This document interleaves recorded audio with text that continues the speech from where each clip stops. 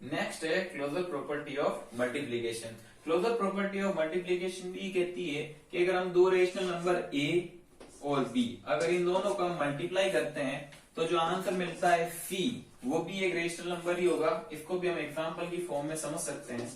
जैसे कि मैंने लिया 8/5, this is the first rational number, और मैंने लिया -5/2, ये दूसरा रेशनल नंबर है। और हम इन दोनों रेशनल नंबर को क्या करेंगे, मल्टीप्लाई करेंगे।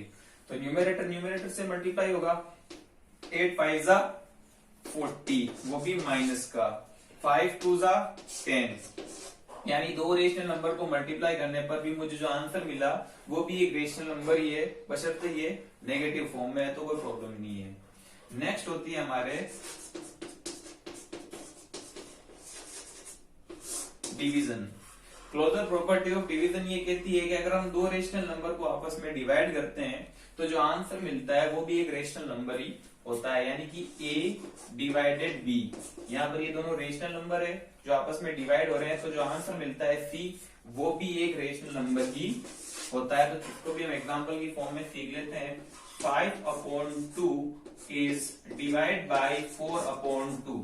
तो हम सब जानते हैं अगर इन दोनों को डिवाइड करेंगे तो हमको मिलना चाहिए एक रेशनल नंबर। तो वो कैसे मिलता है, 5/2 एज इट इज, दो फ्रैक्शन दो रेशनल नंबर के बीच में डिवाइड का साइन है तो हम इसको मल्टीप्लाई में कन्वर्ट करेंगे।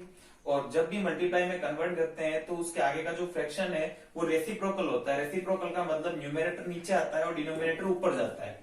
तो 2/4, अब न्यूमरेटर को न्यूमरेटर से मल्टीप्लाई कर देंगे, 5 2 10 एंड 2 4 8, यानी कि हमको जो आंसर मिला 10/8 वो भी एक रेशनल नंबर ही है। तो इस प्रकार से क्लोजर प्रॉपर्टी ऑफ डिवीजन भी खत्म होती है। So our next topic is commutative property of addition. जिस तरीके से हमने closure property of addition, subtraction, multiplication और डिवीजन पढ़ा था, उसी प्रकार से हमारे कम्यूटेटिव प्रॉपर्टी के अंदर भी एडिशन, सब्ट्रैक्शन, मल्टीप्लिकेशन और डिवीजन होगा। अगर आपको क्लोजर प्रॉपर्टी के ऊपर जानना है तो ऊपर आई बटन पर क्लिक करके आप जान सकते हैं। तो हम स्टार्ट करते हैं commutative property of addition. Commutative property of addition इसका ये कहना है कि अगर हम दो रेशनल नंबर a और b को ऐड करते हैं या फिर उनको हम b प्लस a उनकी सीरीज चेंज करके अगर ऐड करते हैं तो दोनों का आंसर इक्वली आता है। देखो एग्जांपल की फॉर्म में इसको समझते हैं हम। जैसे कि दो रेशनल नंबर लेते हैं हम, 4/3 एंड 7/3। अब हम इन दोनों को ऐड करेंगे या फिर मैं इनकी सीरीज चेंज करता हूं, 7/3 और 4/3, इन दोनों को अगर मैं ऐड करता हूं तो दोनों का आंसर जो होगा वो मुझे इक्वल ही मिलेगा। ऐसा कम्यूटेटिव प्रॉपर्टी ऑफ एडिशन का कहना है। हम चेक भी कर सकते हैं, दोनों के डिनोमिनेटर इक्वल है, 3 एज इट इज, सो 4 + 7। ऐसी कंडीशन तब होती है जब डिनोमिनेटर कॉमन होता है, ये हम 7th क्लास में पढ़ चुके हैं। इधर भी डिनोमिनेटर कॉमन है तो 3 as it is and 7 + 4, 4 + 7 11/3 and 7 + 4 11/3। तो हम देखते हैं कि दोनों का आंसर क्या मिल रहा है, इक्वली मिल रहा है। तो कम्यूटेटिव प्रॉपर्टी ऑफ एडिशन का यही कहना है, a + b = b + a। अब next commutative property of subtraction.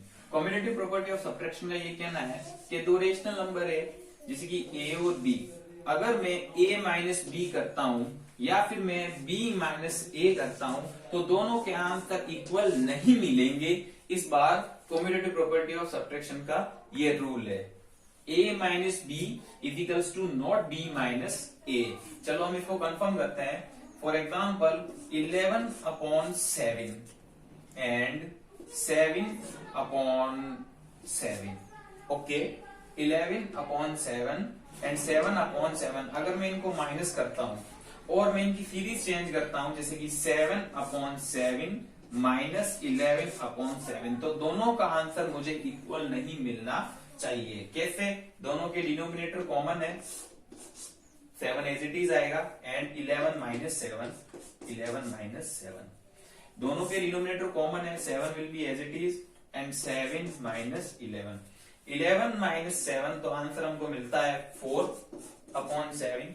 And 7 minus 11, तो मुझे आंसर मिलता है -4/7, क्योंकि 7 में से 11 सब्ट्रैक्ट करना पॉसिबल नहीं है, तो हम 11 में से 7 माइनस करेंगे, तो 11 में से 7 माइनस करेंगे तो 4 मिलेगा, और जो 11 है वो नेगेटिव है, तो इसीलिए हमको आंसर यहाँ पर नेगेटिव में ही मिलेगा, यानी कि माइनस का 4/7, तो इधर है 4/7 और इधर है हमारे -4/7, इसलिए ये दोनों कंडीशन इक्वल नहीं है, और ऐसा ही कॉम्यूटेटिव प्रॉपर्टी ऑफ सब्ट्रैक्शन का कहना है। बेसिकली मैं आपको एक छोटी सी चीज बता दूं, 2 के आगे यानी किसी भी डिजिट के आगे जो साइन होता है वो उसके ऊपर डिपेंड करता है, यानी कि 2 के आगे नेगेटिव है तो ये -2 है, इसको नेगेटिव 2 बोलते हैं, यानी कि ये माइनस का 2 है, और इस 2 के आगे कोई भी साइन नहीं है तो भी ये पॉजिटिव होगा, अगर साइन लगा दे तो भी ये पॉजिटिव ही होगा।